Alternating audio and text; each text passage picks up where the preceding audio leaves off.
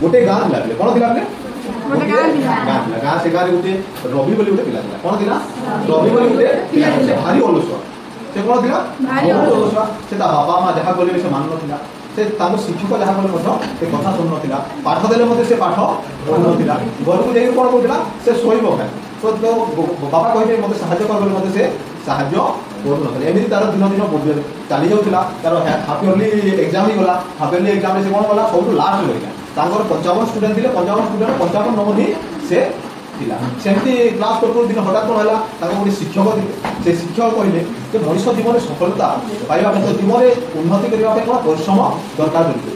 जेते परिश्रम न करिवो तो जीवन आके बढ़ी पाइबो ना जेते बेले बढ़िले से समय कोन हला से समय से कथा से गुरुत्वपूर्ण भाबे ग्रहण करा भाविला मु परिश्रम करी मु केमती 55 नंबर रहिली बोली से भाविला और जेते बेले जन्म गला से घर गला से कहला आज तू परिश्रम करी निश्चित भाबे आगु बढ़ी पारि बोली से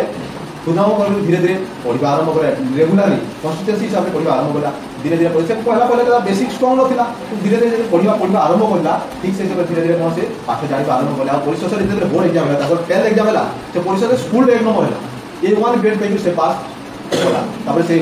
शिक्षक मैंने स्कूल प्रशंसा हवा सहित गाँव लोक प्रशंसा है से खाली कौन गोटे डिसीजन नेला जे परिश्रम शिक्षक शुणिला जे परिश्रम कले सफलता मिलता तेणु से धीरे धीरे परिवर्तन है और परिश्रम कला परिशेष में कौन सफलता पाइले जहाँफल से मान सम्मान पाइले शिक्षक मान मान सम्मान पाइबा सहित